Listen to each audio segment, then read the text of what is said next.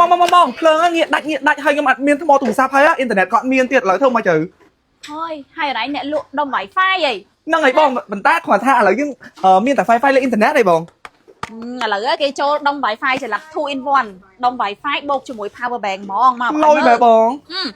function គេ 2 in 1អញ្ចឹងឯណាប៉ុន្តែតម្លៃគេឲ្យអ៊ុយហ្មងអូនឥឡូវយើងកំពុងមាន promotion ទៀតដុំ Wi-Fi ចល័តបូក power bank 2 in 1នេះណាតម្លៃពេញគេ$20ឥឡូវគឺយើង discount នៅសល់ត្រឹមតែណាដែរបង$17ទេញ៉ាំឯងមកមើលចិត្តតិចមកនេះអូ$17បងគេមកជា full set ចឹងហ្មងឲ្យប្រអប់គេពណ៌អីនេះពណ៌តាក្រូចអូយស្អាតដែរគេមានខ្សែសាកហើយគេមានថង់រំ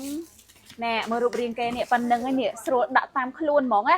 ហើយឃើញទូចចឹងឯណាថ្មគេមិនមែនអូននេះ10000មីលីពេម៉ោងចា10000មីលីពេម៉ោងហើយបើនិយាយពី speed របស់គេវិញរហូតដល់300 megabit per second ណាហើយគេមានសរសេរឈ្មោះ Wi-Fi ហើយជាមួយនឹង password Wi-Fi នៅក្នុងហ្នឹងបងប្អូនក៏អាចដូរឈ្មោះ Wi-Fi នឹងបានដែរ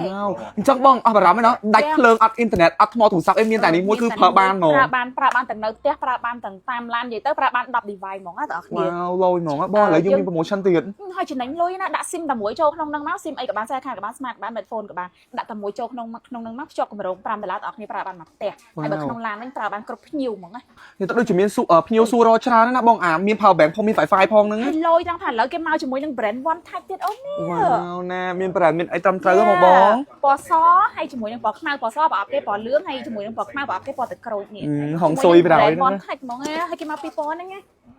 ស្អាតសាហាវហើយឥឡូវមាន promotion ទៀតលុយមែនបងចឹងអានេះណាតែតម្លៃគេតែ$17ណាអញ្ចឹងអ្នកដែលថាគាត់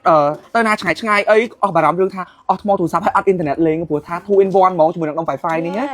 ឥឡូវកំពុងមាន promotion ទៀតប្រអប់គេវិញឡើងស្អាតហ្មងនេះបងចឹងបើសិនជាចង់បានអាចរកទិញនៅ page Sarika Cambodia បានឬ page One Touch Cambodia ហ្នឹងហើយបងឯងមកដល់ទីតាំងបានទីតាំងយើងនៅ3គីកង់2ផ្លូវការ5ចិត្តសាលាយុទ្ធបន្ថអញ្ចឹងឡើងទឹមចូល stock ហើយមាន promotion ទៀតណាបងអូខេបាយបាយ